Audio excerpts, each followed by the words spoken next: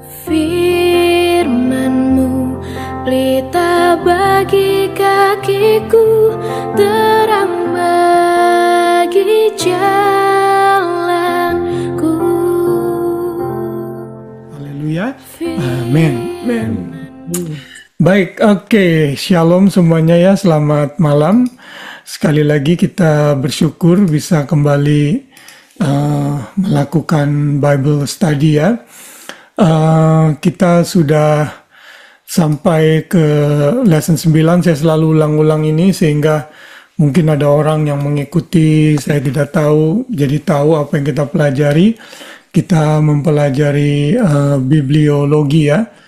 Bibliologi yang kita sudah pelajari dari lesson 1 sampai 8. Pertama-tama kita belajar mengenai perjanjian lama secara garis besar, perjanjian baru, lalu ada doktrin inspirasi, doktrin otoritas Alkitab, doktrin ketidakbersalahan Alkitab, lalu doktrin pemeliharaan Alkitab, bagaimana kita mengajar dan mengkhotbahkan Alkitab. Lesson ke-7 dan yang ke-8 adalah kewajiban terhadap Alkitab. Nah, sekarang kita masuk ke dalam lesson yang ke-9, lesson yang sangat panjang karena dalam lesson ini kita akan belajar seluruh intisari Alkitab dan kita sudah menyelesaikan sampai kitab Yosua. Yosua itu membuka satu kategori baru di dalam kanon perjanjian lama, yaitu dalam kategori sejarah. Nah, hari ini setelah bangsa Israel memasuki tanah Kanaan, mereka hidup dalam penyertaan Tuhan karena mereka berhasil memukul kalah musuh-musuh mereka yang ada di tanah Kanaan, dan memang mereka dijadikan instrumen oleh Tuhan untuk menghakimi penduduk Kanaan yang ada di sana.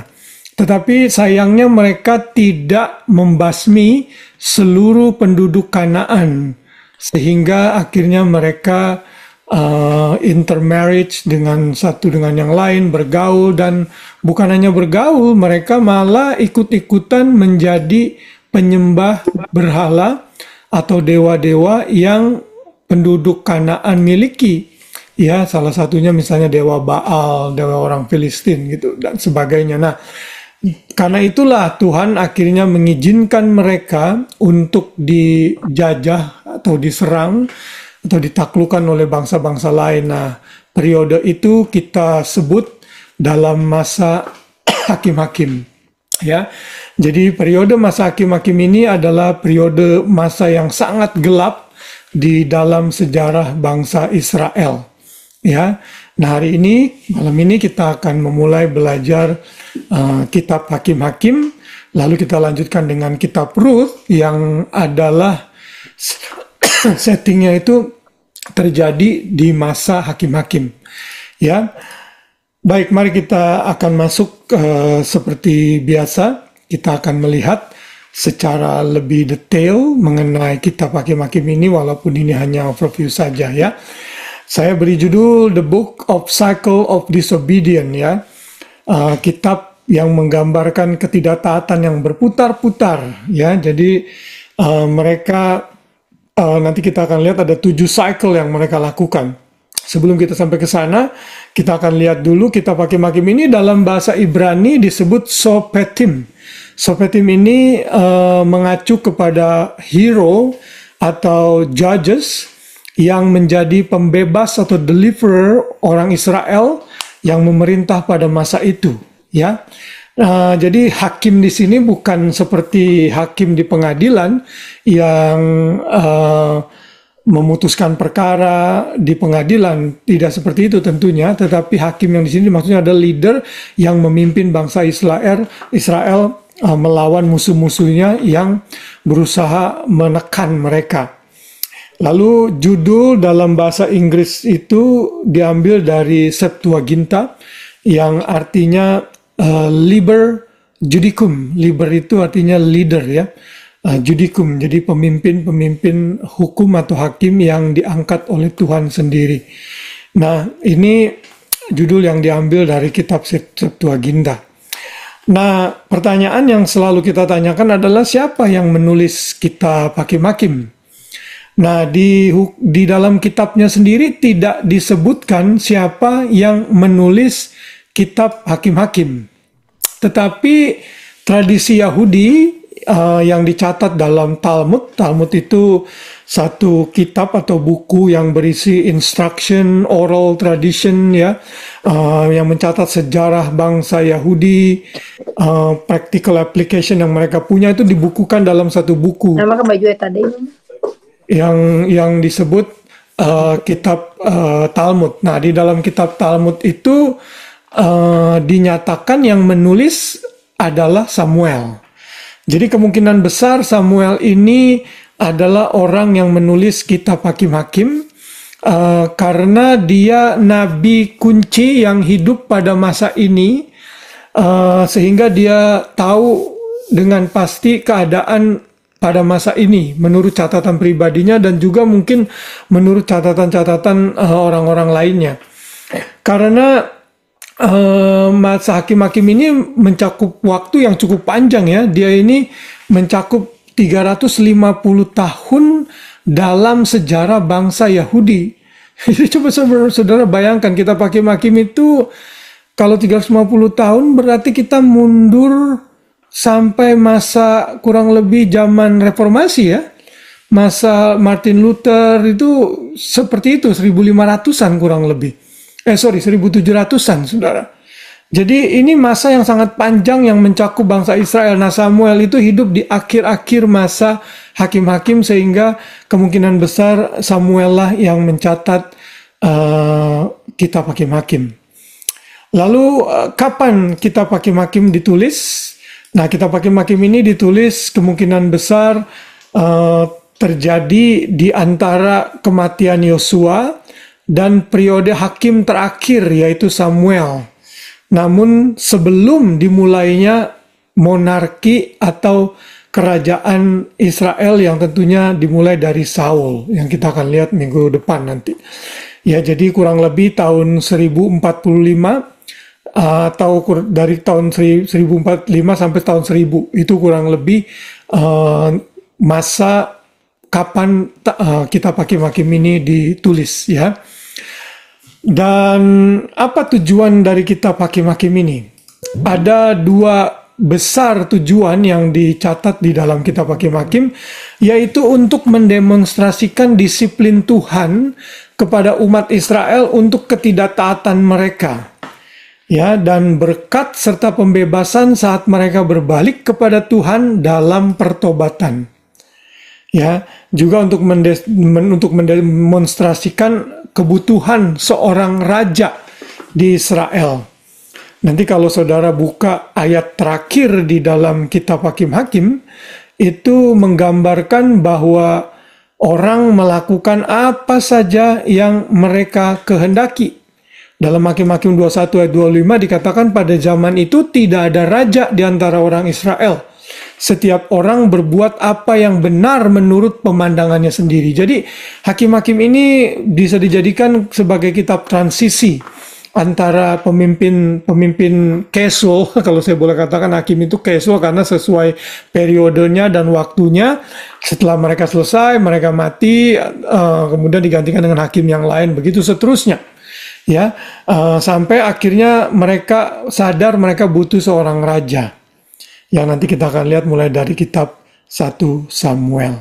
Ya, jadi kitab Hakim-Hakim ini menggambarkan bagaimana bangsa Israel itu jatuh ke dalam dosa ketidaktaatan yang berulang-ulang. Sudah diingatkan oleh Tuhan, tapi mereka tetap saja membangkang. Dan itu terjadi karena mereka tidak mentaati perintah Tuhan untuk membasmi seluruh penduduk Kanaan yang bisa menjadi benalu bagi mereka. Ya, dan kita tentunya ini menjadi hal praktikal bagi kita. Kalau kita mau benar-benar hidup taat, ya kita mesti ambil langkah yang ekstrim, melakukan perintah Tuhan sepenuhnya, jangan separuh-separuh, sehingga akhirnya kita beresiko gitu ya. Saya misalnya ya, ada orang yang sudah dinasihati agar jangan menikah dengan orang yang tidak seiman misalnya gitu kan. Tapi kan ada banyak orang yang tidak taat gitu. Dan akhirnya problem demi problem akan terjadi. Sooner or later, apalagi kalau udah punya anak, itu akan sangat sulit sekali. Ya, dan ini apa yang terjadi di kitab Hakim-Hakim itu seperti itu. Sehingga mereka bergaul, berteman, bahkan menikah dengan orang-orang penyembah berhala. Orang-orang inilah yang akhirnya mempengaruhi mereka untuk menjauh dari Tuhan Yahweh itu sendiri. Ada beberapa ayat kunci dalam kitab Hakim-Hakim. Misalnya Hakim-Hakim 2 ayat 16 sampai 19. Tante Meme bisa tolong dibacakan? Ya. Hakim-Hakim 2 ayat 16 sampai 19. 16. Maka Tuhan membangkitkan hakim-hakim yang menyelamatkan mereka dari tangan perampok itu. 17. Tetapi juga para hakim itu tidak mereka hiraukan karena mereka berzina dengan mengikuti Allah lain dan sujud menyembah kepadanya. Mereka segera menyimpang dari jalan yang ditempuh oleh nenek moyangnya yang mendengarkan perintah Tuhan. Mereka melakukan yang tidak patut. Nah, thank you Tante. Nah, ini menggambarkan awal-awal permulaan hakim-hakim dibangkitkan oleh Tuhan, tapi tetap aja mereka nggak menghiraukan mereka. Mereka begitu lagi berzina, maksudnya berzina ini dalam tanda petik bahasa analogi ya. Berzina secara rohani dengan menyembah dewa-dewa asing, dewa-dewa lain. Dan Tuhan tidak senang tentunya dengan hal ini. Kemudian ayat yang lain yang menjadi inti di highlight di dalam kitab Hakim-Hakim, saya lupa ganti pasalnya nih. Saya lupa pasal berapa ini. Ayat 18 sampai 19 ya. Tetapi setiap kali apabila Tuhan membangkitkan seorang bagi mereka, maka Tuhan menyertai hakim itu dan menyelamatkan mereka dari tangan musuh mereka. Selama hakim itu hidup, sebab Tuhan berbelas kasihan mendengar rintihan mereka karena orang-orang yang mendesak dan menindas mereka.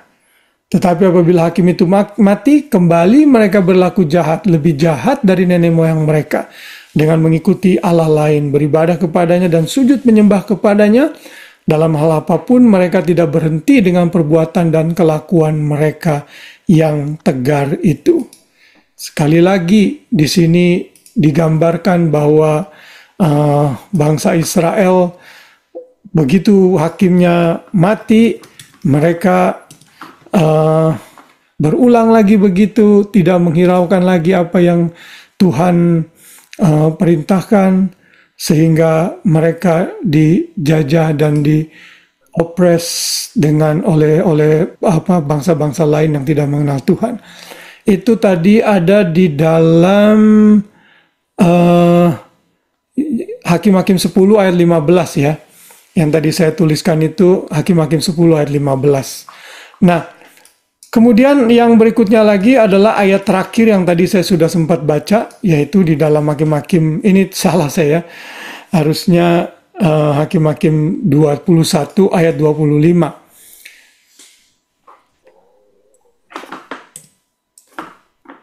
Kok hilang? Bentar ya.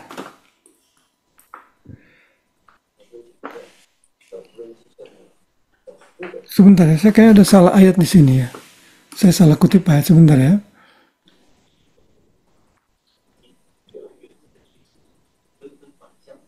Oh, yang tadi itu benar. Hakim-Hakim 10 ayat 15 yang barusan tadi, lalu yang sebelumnya itu Hakim-Hakim Hakim-Hakim 2 juga, tapi ayat 18 sampai 19. Oh, apa Hakim-Hakim 3 ya? Ada yang bisa bantu saya? Nanti saudara lihat, cek sendiri di rumah ya. Mungkin Hakim-Hakim 3 kali ya. Yang tadi saya salah itu.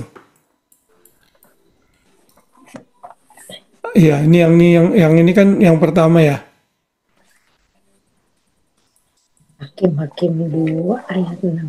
Ya, 2 ayat 16 sampai 19 kan ini. Nah, yang ini nih saya pasalnya lupa ini. Pasal berapa? Ya. Mungkin pasal 3 kalau nggak salah kali. Bunyinya udah benar. Bunyinya benar, cuman saya judulnya Hakim-Hakimnya saya lupa pasalnya berapa, pasal sama ayat. Ayatnya 18 19. Tapi pasal benar di Hakim-Hakim 2 ini. Benar ya? Iya. setiap kali apabila Tuhan membangkitkan. Iya. Ya, ini kan yang tadi Tante Meme baca Yang, udah yang benar. saya cuma 16 sama 17 tadi. Oh ini, berarti ini saya ayatnya yang salah ya. Oke. Yang tadi Yang Tante maksudnya Meme baca 16, 17. Iya. Lalu yang kedua Ini tadi, 18, 19. ya, benar. Thank you Tante. 16 Iya. aja yang saya salah. Oke. Ya, jadi tadi yang kita sudah sampai ke pasal 10 ayat yang ke-15 ya. Mereka pada saat mereka sudah diserang, mereka merasa tertekan, mereka menjerit, kata orang Israel kepada Tuhan, kami telah berbuat dosa.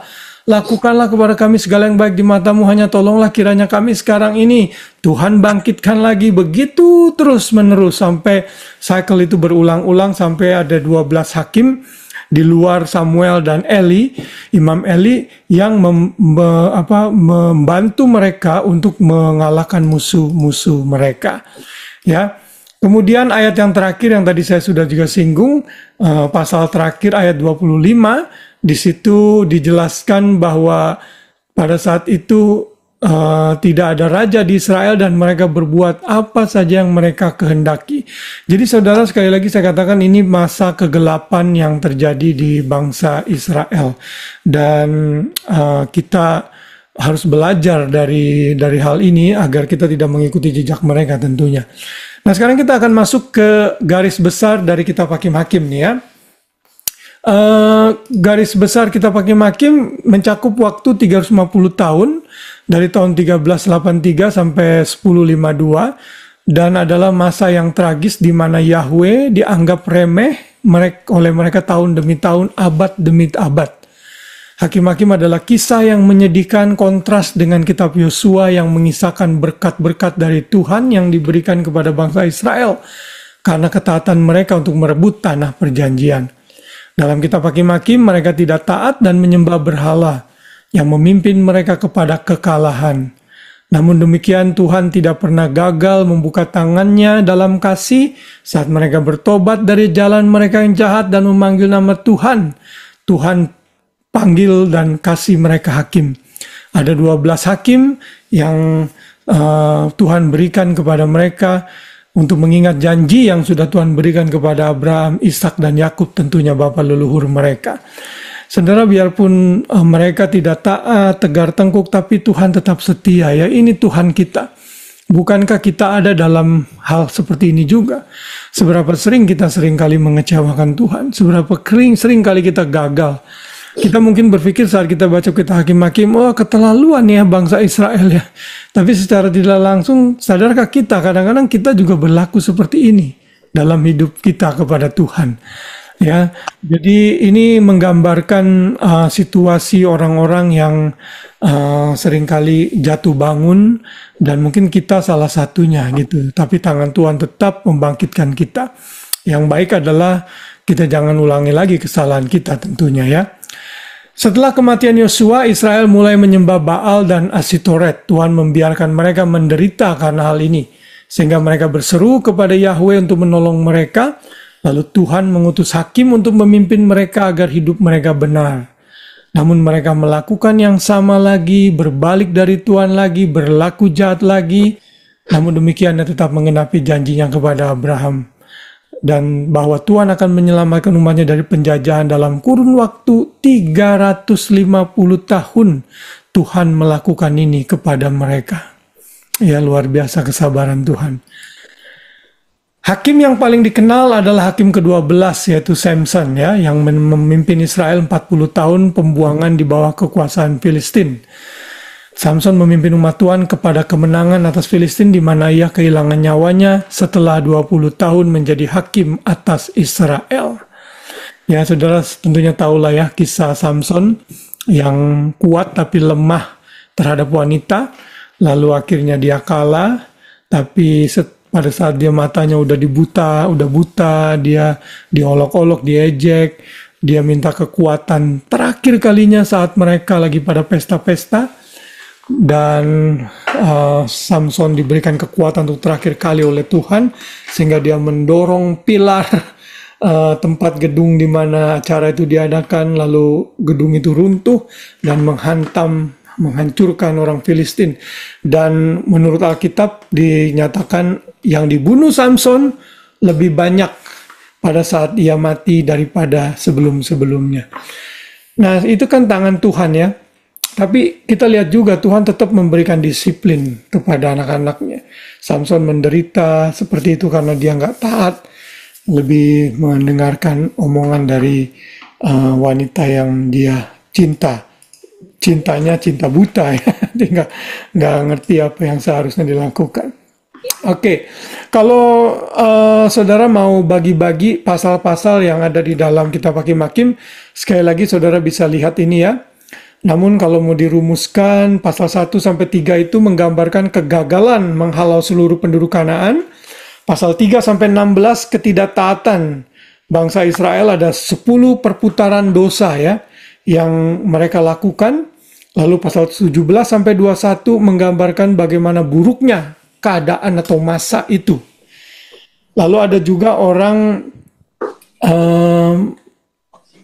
membagi ini seperti yang tadi saya katakan insightful living, seperti ini ya, bagan ini. Kalau mungkin saudara nggak jelas, sekali lagi saudara bisa lihat di online, ini jelas sekali. Dimulai dari masa Yosua yang memasuki tanah Kanaan, lalu di Fit, masa-masa mereka dikalahkan, pasal 1 sampai 2. Kenapa? Karena mereka tidak taat kepada Tuhan, menyembah berhala, lalu kawin-mawin dengan wanita-wanita yang tidak mengenal Allah. Lalu pasal 3 sampai 16 ini ya cycle yang mereka alami, sehingga Tuhan mengirim bangsa-bangsa lain untuk menekan mereka. Ada bangsa Aramean, ada bangsa Kanaan, ada bangsa Midian, Amon, Moab, Median, Filistin, dan dalam setiap bangsa-bangsa ini Tuhan memilih seorang hakim untuk membebaskan mereka. Nah, ini 7 cycle yang mereka alami. Saat mereka fall into sin and adultery, penyembahan berhala, Tuhan marah. Saat Tuhan marah, mereka diserahkan kepada musuh-musuh mereka. Setelah itu mereka tidak tahan, mereka berteriak kepada Tuhan, lalu mereka bertobat. Setelah mereka bertobat, Tuhan pulihkan keadaan mereka, lalu mereka mengalami masa damai. Begitu masa damai, hakim yang satu itu lagi yang recent mati, begitu lagi mereka berdosa lagi, commit adultery lagi, begitu terus berulang-ulang cycle ini sampai berkali-kali, saudara. Ya, ini sangat menyedihkan sekali ya. Makanya Tuhan harus membangkitkan banyak hakim, 12 orang khususnya. Dan kalau saudara lihat ini mungkin terlalu kecil di screen saudara ya. Ini adalah daftar dari 12 hakim di luar Samuel dan Eli ya. Di sini dijelaskan siapa namanya, lalu dia ini major atau minor dari segi kekuasaannya, kemampuannya ya. Lalu kenyataan fakta-fakta mengenai orang ini. Ehud ternyata left-handed. Othniel itu keponakannya Kaleb. Ya, saudara bisa baca sendiri nanti di sini kalau saudara mau lihat ya. Dari suku-suku mana aja mereka, seperti Samson itu dari suku Dan, Abdon dari suku Efraim, dan seterusnya. Senjata yang digunakan, musuhnya siapa aja, ini negara-negara tadi sudah saya sebut. Lalu penderitaan yang mereka alami berapa tahun. Ada yang 8 tahun, ada yang 18 tahun, ada yang 20 tahun, ada yang 40 tahun. Filistin paling lama ini, Samson yang melepaskan ya. Lalu setelah itu mereka mengalami masa damai. Ada yang damai 40 tahun, ada yang 80 tahun, ada yang cuma 7 tahun, dan seterusnya. Jadi cycle itu terus berulang-ulang pada masa hakim-hakim. Ya. Nah, dari sekian pasal-pasal yang ada di kitab Hakim-Hakim, mungkin highlight yang perlu kita require penafsiran itu adalah mengenai Yeftah. Saudara ingat kisah Yeftah ya? Nah, itu Yeftah itu kan pada waktu itu berjanji kalau Tuhan melepaskan dia dan bangsanya dari musuh, ya, Yeftah itu ada di bawah orang Amon ya. Orang yang akan keluar pertama kali, bukan orang ya, apapun yang keluar dari dari rumahku itu yang aku persembahkan. Ternyata yang keluar siapa? Putrinya, saudara. Nah, pertanyaannya, apakah Yefta itu benar-benar membunuh anaknya? Ya kan? Ada yang mau kasih pendapat atau komen mengenai hal ini? Kira-kira Yefta itu benar-benar mengorbankan anaknya apa enggak?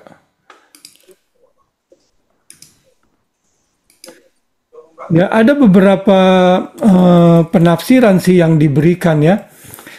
Yang pertama itu Yefta tidak benar-benar mengorbankan anaknya, ya. Jadi itu cuma sekedar apa ya, bahasa simbolis saja gitu.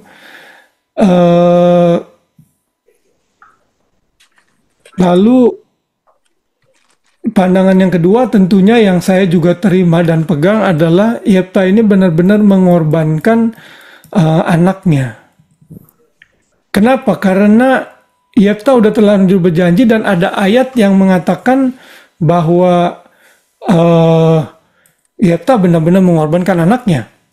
Lalu apa yang Yefta lakukan itu cocok dengan situasi pada saat itu yang tidak ada hukum, chaos di mana-mana. Yefta foolish membuat nazar seperti itu, ya.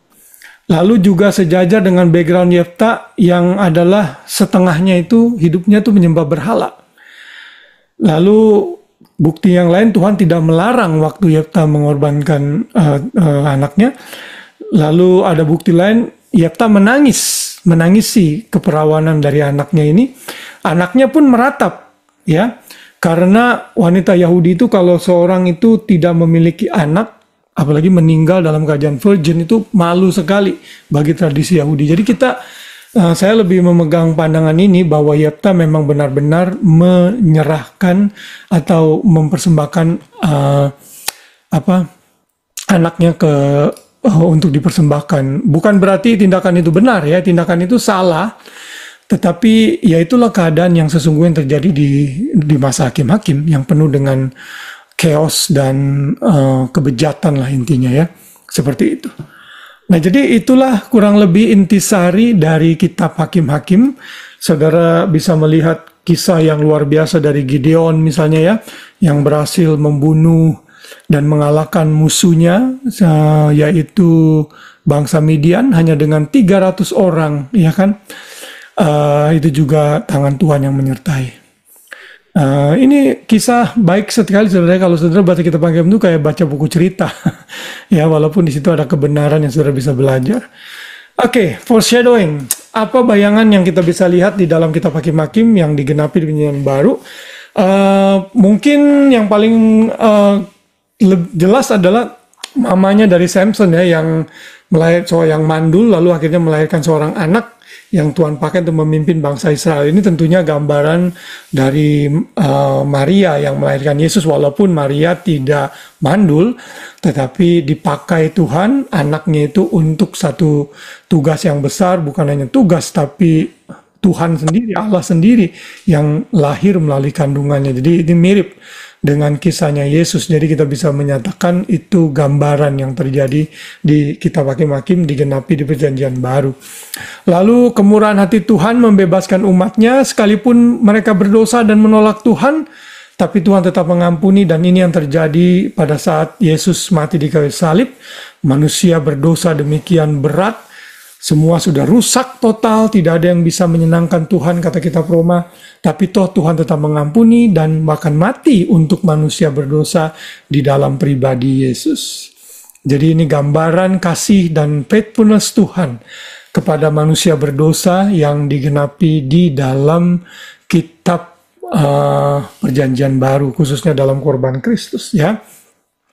Kemudian apa practical application yang kita bisa ambil? Sebenarnya ada banyak yang kalau saudara mau belajar lagi Hakim-Hakim ya.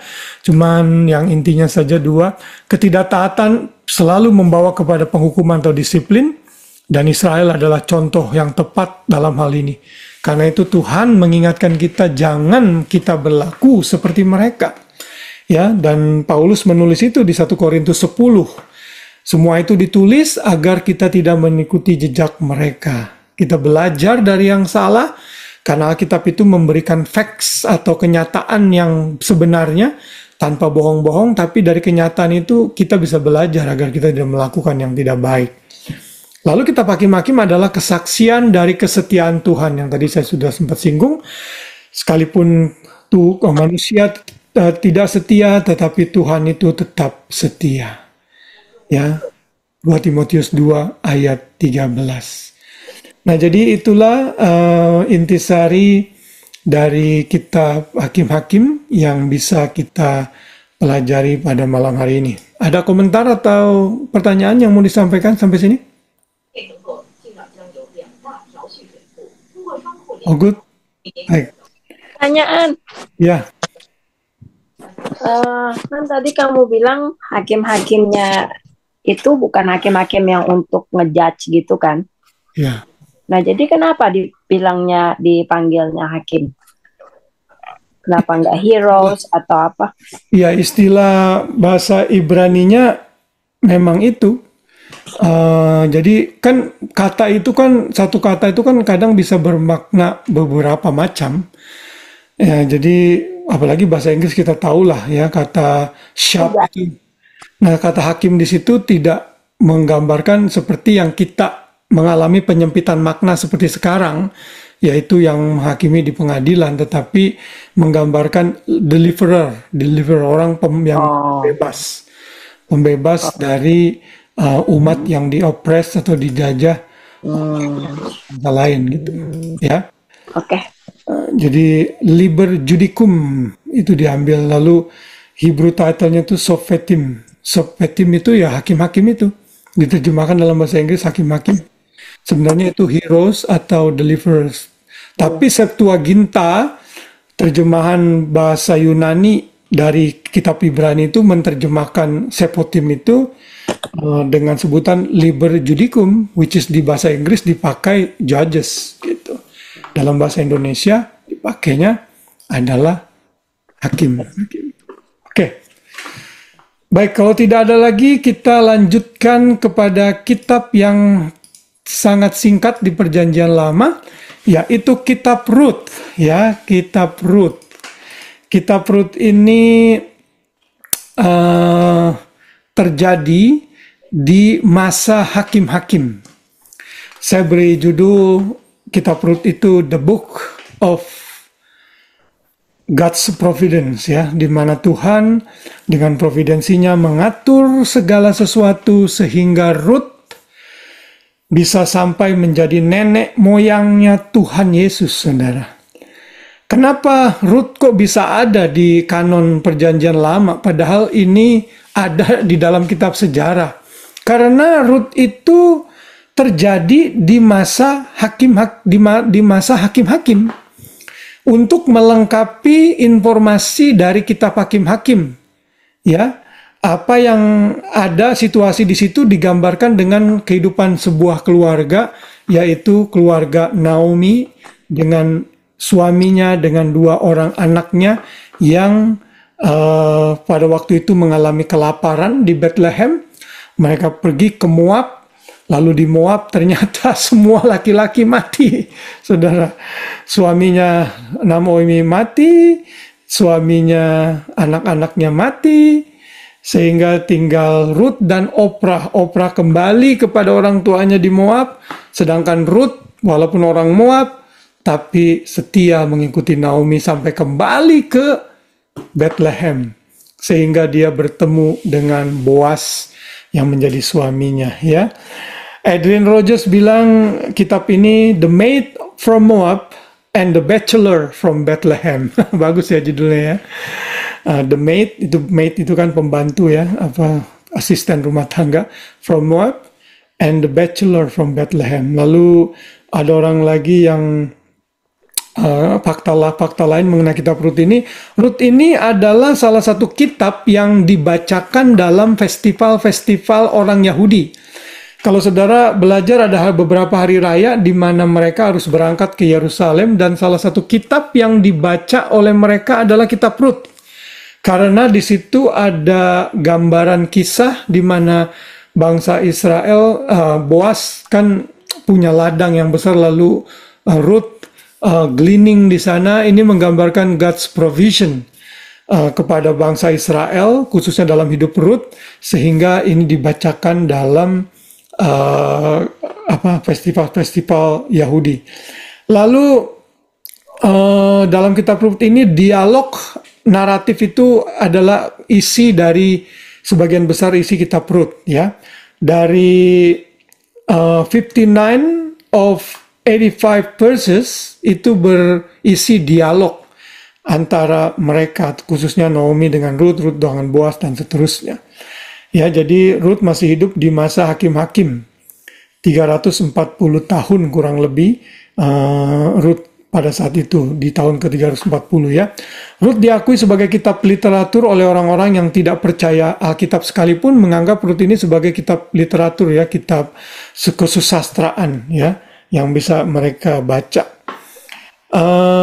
Ruth adalah salah satu kitab yang dinamai berdasarkan nama seorang wanita. Ya, selain juga kitab Esther. Lalu kalau di Perjanjian Baru, saudara ketemu kitab Tesalonika, itu juga nama seorang wanita, karena City of Thessaloniki itu adalah masih ada hubungan cousin ya dengan Alexander the Great. Itu half sister dari Alexander the Great itu Thessaloniki, yang akhirnya dipakai menjadi nama kitab 1 dan 2 Tesalonika. Ya. Dan Norman Geisler bilang kitab Ruth itu, dia bilang kasih rangkuman seperti ini: bloom of hope, lilies in the mart of judges. Ya, Norman Geisler bilang bloom of hopes, ya, ada satu bunga yang berkembang harapan ya, yang blooming. Lalu lilies, bunga lili yang sedang bermekaran di tengah-tengah lumpur masa hakim-hakim. Oke, siapa yang menulis kitab Ruth? Tentunya tradisi Yahudi menyatakan Samuel lah yang menulis kitab hakim-hakim ini. Kenapa Ruth mesti ada? Karena Ruth itu kalau saudara nanti baca akhir-akhir kitab Ruth, di situ ada silsilah ya. Dan ini sebenarnya untuk menggambarkan bahwa Ruth itu adalah nenek moyangnya Daud gitu, yang nanti akhirnya menjadi raja di Israel. Ya, jadi Ruth ini sebagai masa bentuk informasi transisi lah ya, dari masa hakim-hakim memasuki masa 1 Samuel, which is menggambarkan 3 raja, 1-2 Samuel, Saul, Daud, lalu Salomo, yang nanti kita akan lihat minggu depan.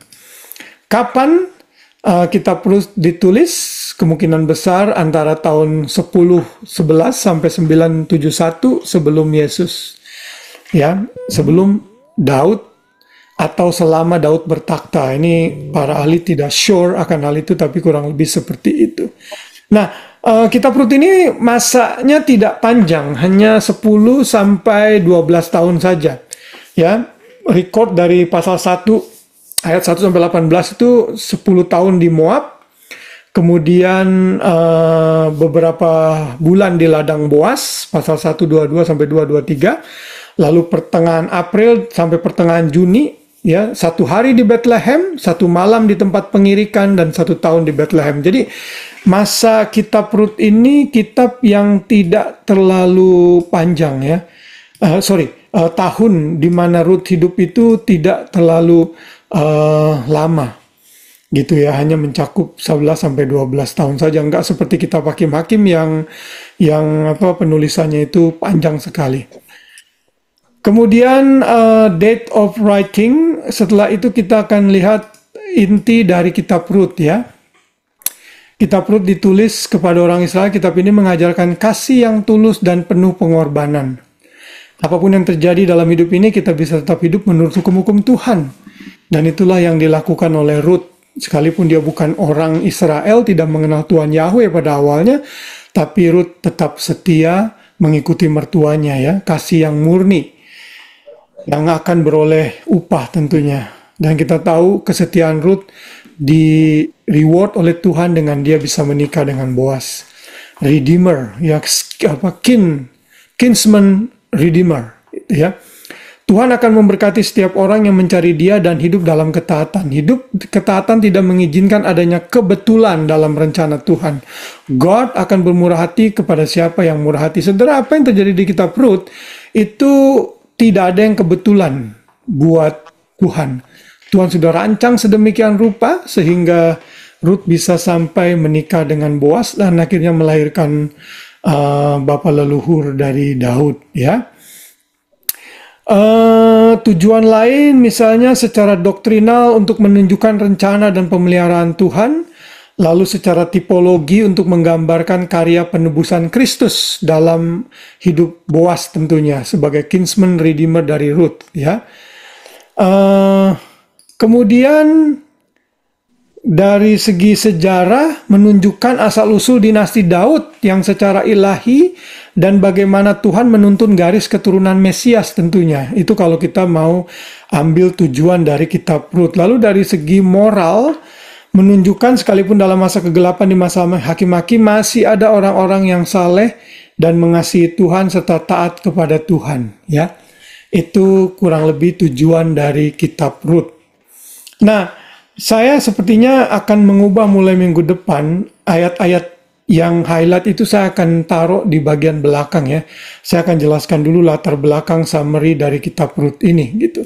Tapi kalau saudara baca kitab Rut ini ya luar biasa ya, tangan Tuhan menyertai mereka. Saudara, nama Elimelech itu artinya my God is King. Tapi mereka instead of stay di Bethlehem, tapi mereka malah pergi ke Moab dan akhirnya mereka di sana menderita. Naomi itu artinya my delight. Orpah itu artinya gazelle atau semacam rusa. Mahlon anaknya itu artinya sickly, sakit-sakitan. Mau ya namain orang kayak gitu ya, sickly. Sedangkan Kelion itu artinya pining atau menderita. Suffering, merana, kesusahan. Aduh, namain anak kayak begitu ya. Makanya akhirnya seperti itu. Dan Ruth artinya itu friendship atau refreshment. Makanya Ruth itu dianggap sebagai kitab refreshment bagi masa kegelapan Israel di masa hakim-hakim.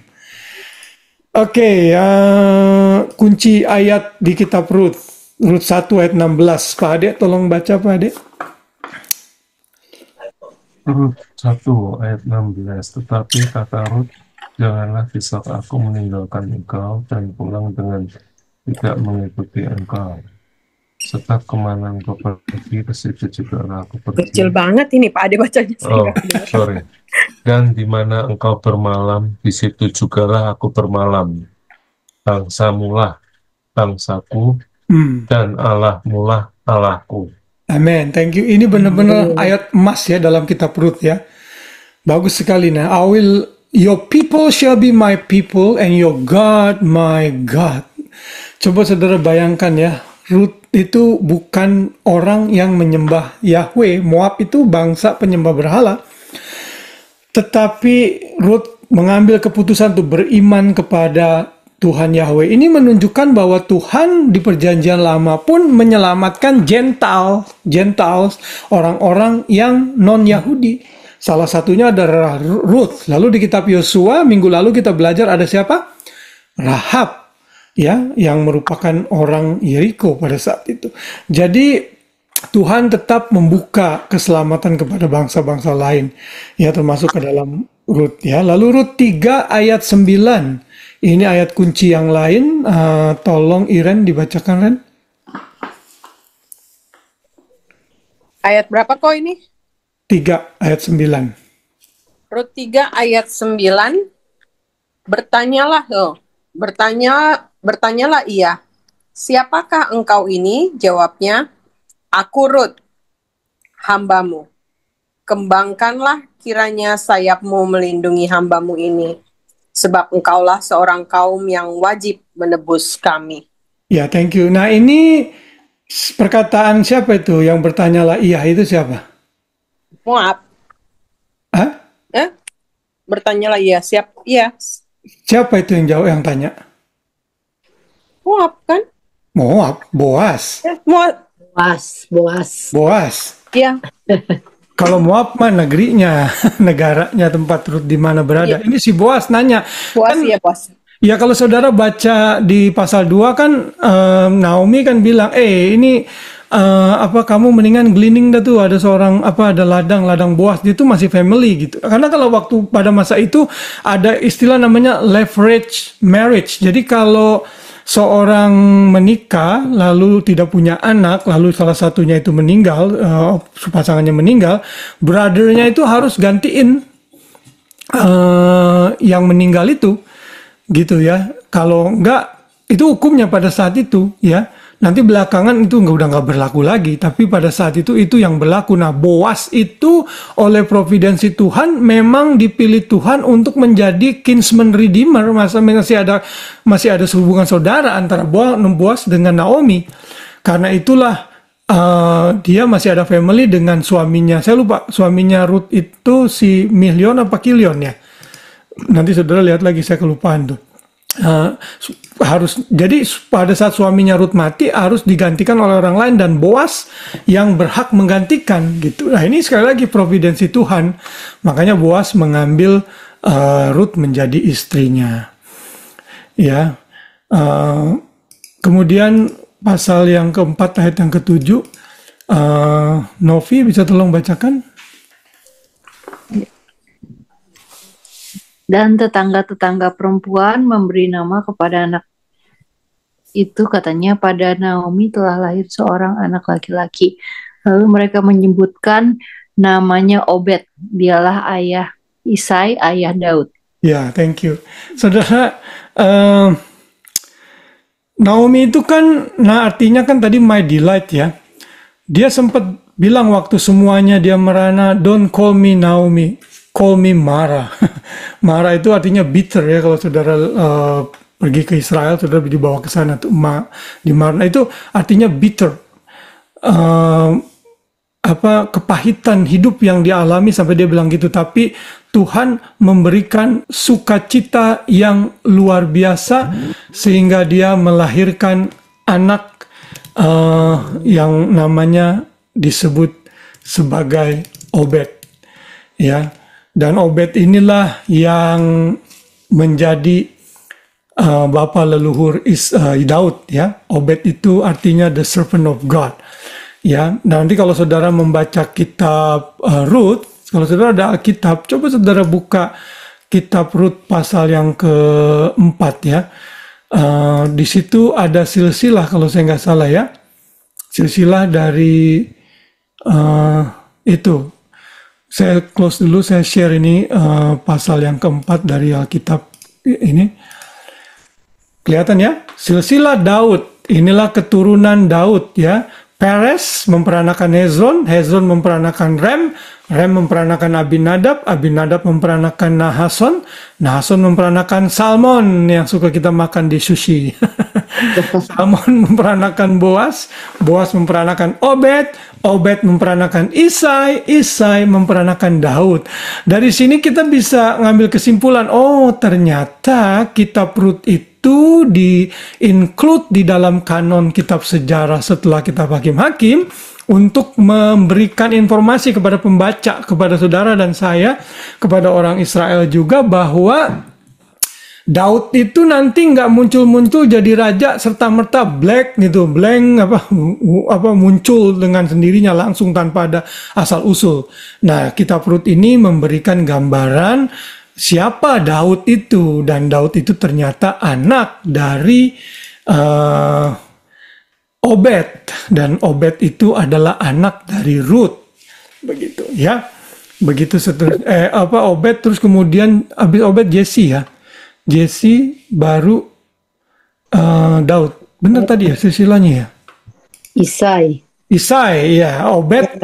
Isai itu di bahasa Inggrisnya itu Jesse, Obed memperanakan Isai, Isai memperanakan Daud. Berarti Obed ini kakeknya ya Daud ya. Berarti Boas itu siapanya Daud? Great apa istilah?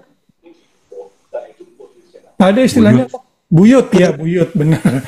Jadi Boas itu buyutnya Daud, saudara ya. Itulah providensi Tuhan yang menggambarkan bahwa Tuhan tetap ambil alih dan tetap memperhatikan bangsa Israel sekalipun mereka di dalam masa kegelapan di Israel ya. Nah ini garis besarnya saya lengkap saja.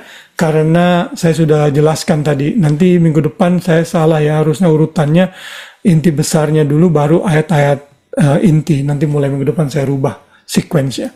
Dan ini kurang lebih urutan dari kitab Ruth, kalau saudara mau lihat ya. Ini semuanya tadi saya sudah ringkas dalam apa yang saya sudah katakan secara lisan tadi. Cuman kalau di dalam bentuk tulisan nanti saudara bisa baca sendiri di rumah ya. Lalu ini peta bagaimana Ruth berangkat dari Bethlehem menuju Moab. Ya, dari Moab mereka balik lagi ke Bethlehem. Jadi kalau saudara lihat map yang ini, ya dari Bethlehem ke Moab, dari Moab balik lagi saudara. Dan ini perjalanannya nggak pendek loh. 120 km itu dari Bethlehem ke Moab. Kurang lebih dari Blacktown ke Morisset. Tahu Morisset ya yang bisa ngelihat kanguru di Central Coast itu kurang lebih 120 km dan mereka berjalan kaki 7-10 hari, bayangin saudara jalan kaki ya. Nah di Israel itu ada 2 Bethlehem ya, ada Bethlehem yang di tanah Naftali, ada Bethlehem yang di tanah Yehuda ya. Ini ancient Bethlehem. Jadi kalau yang Ruth ini tentunya Bethlehem yang ada di tanah Yehuda ya. Nah itu sekilas tentang Ruth. Lalu kita bisa belajar satu hal nih dari Ruth ya. Saudara perhatikan ya, Ruth itu kaya dengan gambaran literatur ya.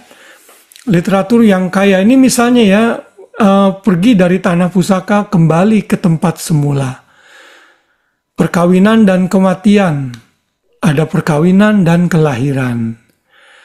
Berkat tertahan, kemandulan, lalu restorasi berkat. Tidak ada harapan, tapi ada harapan untuk Naomi. Ruth janda tanpa anak, tetapi Ruth juga menjadi berkat melebihi 7 anak. Naomi mengalami kekosongan, lalu dia akhirnya mengalami sukacita dan kebahagiaan. Ya, ini gambaran kitab Ruth yang kita bisa pelajari dari kitab yang sangat singkat ini. Kita bisa belajar banyak kebenaran-kebenaran rohani di dalamnya. Ya. Lalu apa kira-kira foreshadowing-nya dari perjanjian dari kitab Ruth ini di perjanjian baru? Tentunya jelas sekali ya, kinsman redeemer yang tadi saya sudah sebut. Boas itu adalah tipologi atau tipologi dari Kristus yang menjadi penebus juru selamat dunia yang digenapi di perjanjian baru. Yesus adalah our kinsman redeemer. Ya, kita ini kan disebut anak-anak Allah. Ya, Kristus itu anak sulung. Kita itu kan anak angkat, diadopsi oleh Tuhan. Ya, dan dia juga menjadi penebus kita, saudara. Dia our kinsman redeemer dari orang terdekat. Kalau kita ngomong secara rohani ya, tentunya ya. Itu saja sih yang menjadi foreshadowing dari apa yang di kitab Ruth. Kalau saudara dapat yang lain yang menggambarkan bayangan dari perjanjian lama mengenai Kristus, saudara silakan saja keep itu buat diri saudara. Kalau memang saudara pikir ada ya, saudara. Tapi kita mesti hati-hati nih. Ada banyak orang yang tipologinya itu kebablasan. Apa aja dijadikan tipologi, ya. Kalau saudara tahu ada aliran gereja yang namanya gereja tabernakel ya, pernah dengar nggak? Nah itu gereja tabernakel ya, semua yang ada di bait suci, yang ada di kemah suci itu ditipologiin semua saudara.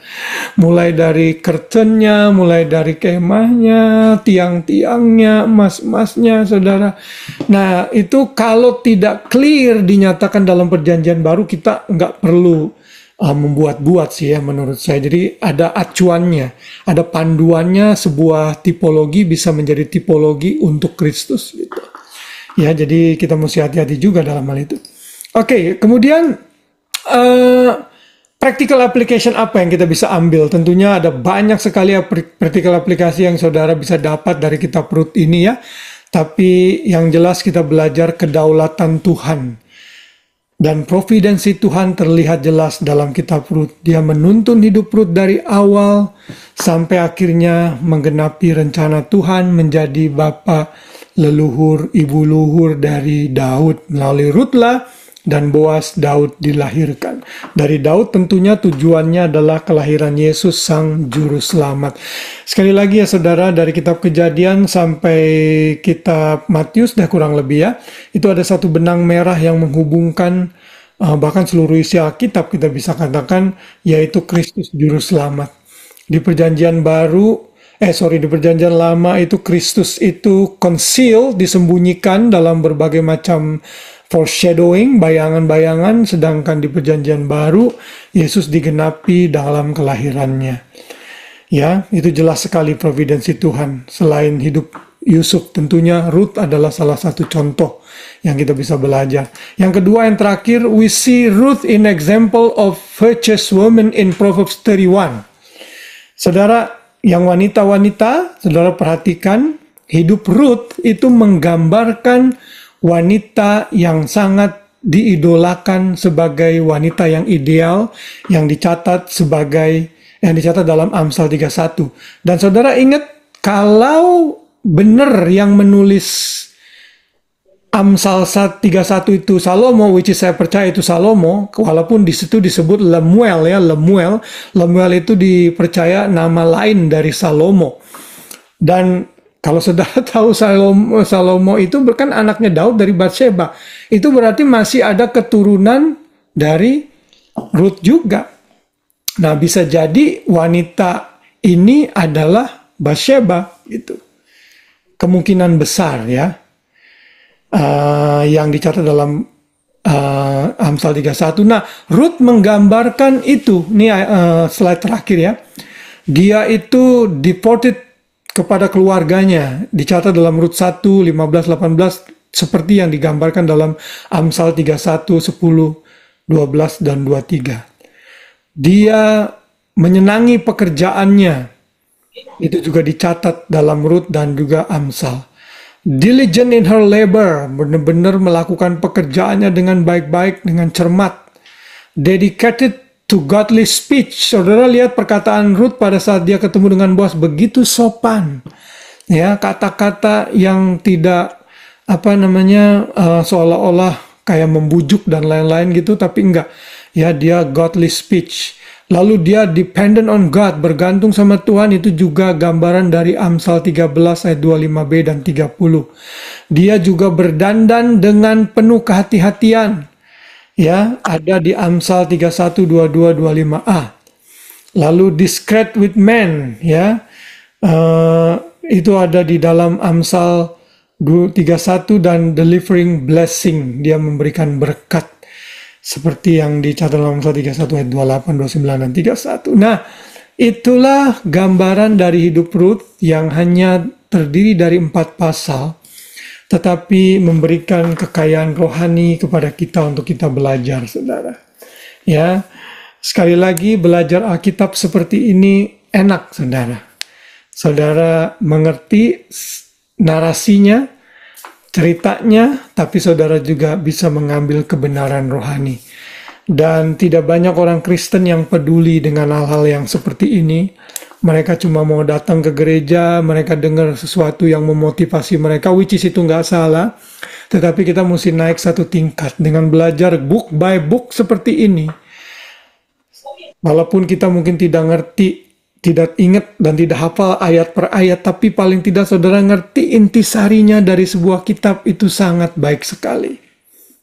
Ya, Oke, sampai saat ini apakah ada pertanyaan atau komentar? Saya mau ini aja sih Pak Didi. Sebenarnya kan sekarang ini banyak ya, bukan banyak sih ya, lagi ngetren, lagi muncul yang serial gitu loh, kayak yang barusan ini kan apa, The House of David itu ya. The House Nah, apa deh?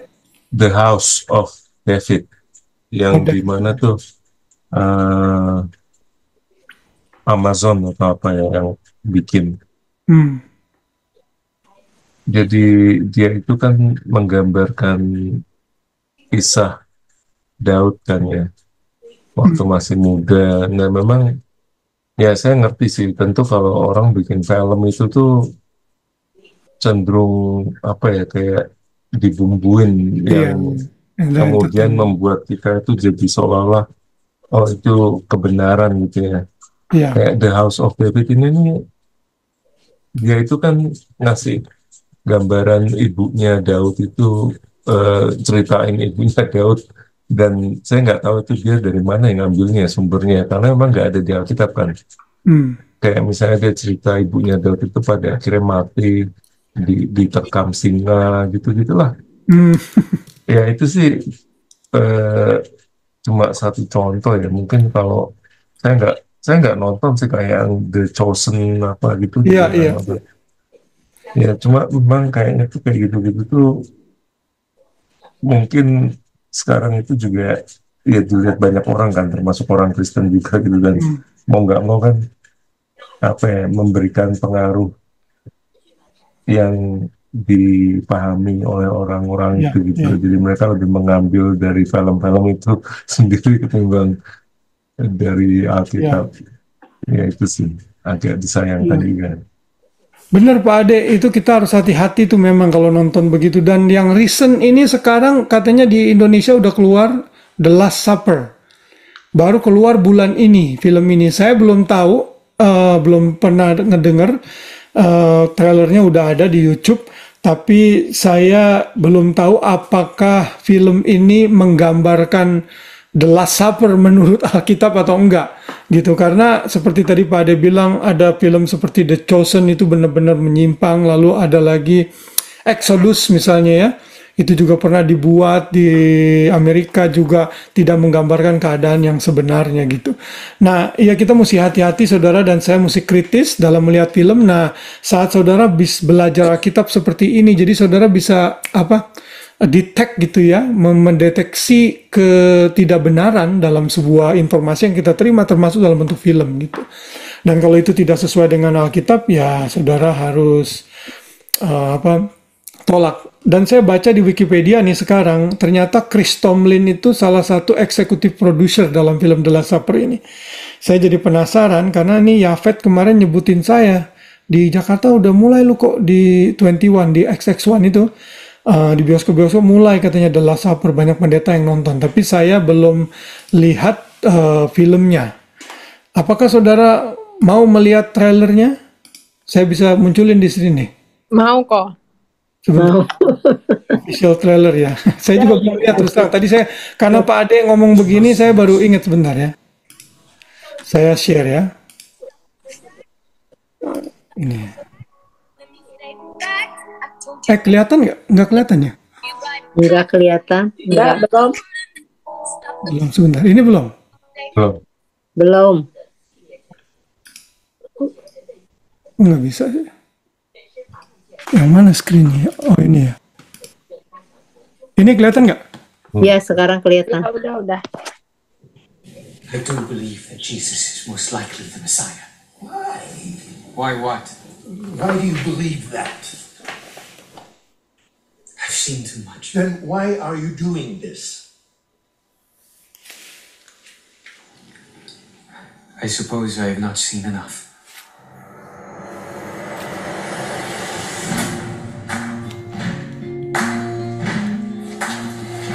Jerusalem, Jerusalem. You can run on for a long time. My house should be called the house of prayer, but you make it a den of thieves. By what authority are you doing these things?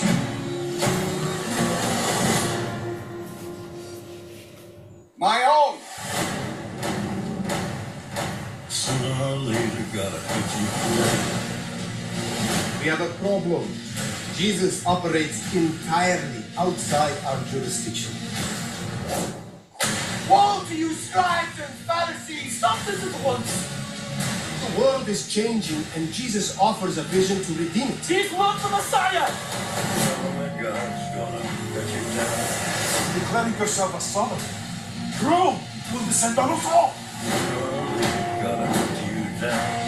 The Pharisees are plotting to arrest Jesus of Nazareth. Gonna let you down. I want peace, just like you. If you go through with this, our alliance is over. Sooner or later, gotta cut you down. There is talk of a collaborator from within of his own followers. Go and tell that midnight rider. City's on edge. If you succeed, I'll be the one left to pick up the pieces. Go tell that long-tongued liar. I ask that you keep your distance from me in Jerusalem these next few days. Why? Sooner or later, gotta cut you down.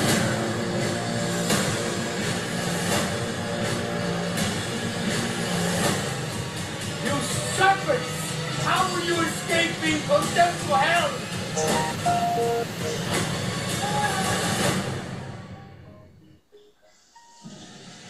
you done? Sooner or later, gotta cut you down. Ya.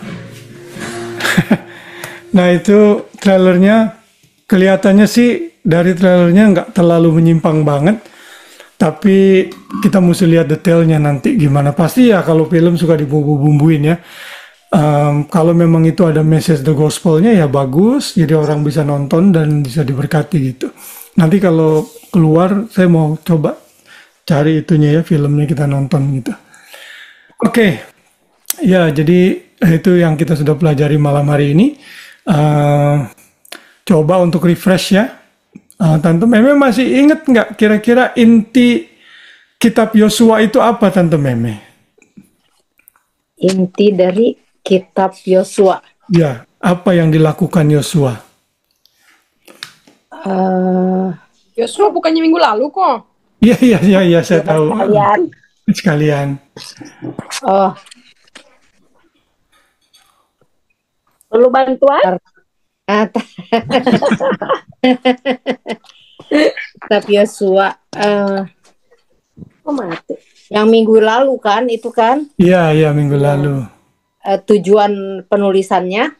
Ya, apa? Itu apa? Yosua itu kitab ulangan kan? Bukan, setelah kitab ulangan. Oh. Yang Yosua lakukan apa? Iya, kita ya, memberikan gambaran mengenai aksi militer untuk merebut tanah Kanaan yang Tuhan janjikan. Ya, betul. Ya. Benar itu, mantap Tante catatannya. Ya, good. Lalu Novi, ya. Orang Israel itu ya dalam kitab Hakim-Hakim itu ada 7 cycle yang mereka alami berulang-ulang. Ingat nggak Novi cycle-nya itu apa aja? Buat Novi yang susah.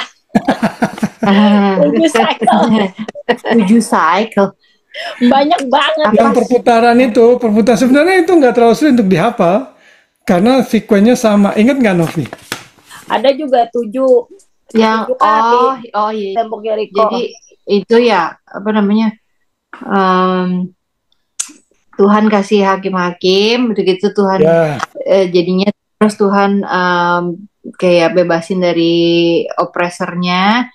Habis gitu hakim-hakimnya meninggal, kemudian balik lagi ke dosa. Iya, itu maksudnya. That's good. Iya. Iren ada di situ masih? Ada kok. Pelajaran apa yang kamu bisa ambil dari Ruth, Ren? Pelajaran dari Ruth itu adalah godly speech. Apa? Itu yang apa namanya, godly speech. Godly speech. Oh. Ya, kemudian pokoknya pelajaran dari Ruth itu adalah berserah, maksudnya kepada Tuhan. Jadi Tuhan yang percaya gitu kepada Tuhan. Ya. Oke. Nah, Very good. Ya, Grace, kenapa Ruth kok ditulis ada di tengah-tengah setelah kitab Hakim-Hakim? Kenapa? Ya, apa pentingnya Ruth kok bisa ada disisipkan setelah kitab Hakim-Hakim? Ya, Karena apa ya? Apa tadi jawabannya? Karena Ruth itu, tapi nggak ada hubungannya sih. Karena Ruth akan menurunkan itu kan, iya itu benar. Apa nurun apa? nenek moyang. Iya. Selamat kan dari keturunan Ruth Tuhan Yesus lahir. Iya, itu dia. Tapi kenapa? Maksudnya apa hubungannya sama ditaruhnya, diletakkannya di setelah Hakim-Hakim? Kan setelah itu kitab 1 Samuel. 1 Samuel itu kan kan ya ada Nabi. iya, enggak, kitab 1 Samuel 2 Samuel itu kan menggambarkan 3 raja Israel, Saul, Daud, Salomo. Jadi kan yang prominent itu kan Daud. Nah, di situ mau memberikan introduction. Jadi Ruth itu seperti buku introduction bahwa suatu hari kelak akan ada God's chosen. Oh, raja segala raja. Jadi gini ya, ada teolog yang bilang begini, masa Hakim-Hakim itu Israel without king, no king. Lalu kitab 1 Samuel, man's king, Saul. Karena Saul yang pilih itu manusia kan, rakyat yang mau. Begitu. Daud jadi Tuhan king. pilih. Ya, Tuhan yang pilih gitu. Terus? Jadi terus apa? Apa hubungannya tadi kan pertanyaannya kenapa Ruth ditaruh di tengah-tengah? Karena dia menurunkan Tuhan Yesus. Tapi apa hubungannya? Maksudnya kenapa? Ya karena Tuhan menggambarkan sekalipun di masa kegelapan di Israel masih ada orang-orang yang setia dan taat. Itu kan, lalu ya dipakai itu untuk melahirkan keturunan Daud, kemudian melahirkan. Katanya tadi bahwa Ruth itu bahwa Tuhan juga menyelamatkan bangsa yang bukan Yahudi. Benar, itu bisa juga salah satunya. Ya, bisa juga itu. Ya. Oke. Itu saja pelajaran kita malam hari ini. Terima kasih ya untuk kesediaan saudara. Hani sama Hari mungkin ada keperluan kali ini. Pak Ade belum ditanya, Pak Ade. Oh iya Pak Ade, saya lagi mikir tadi apa yang susah gitu buat Pak Ade.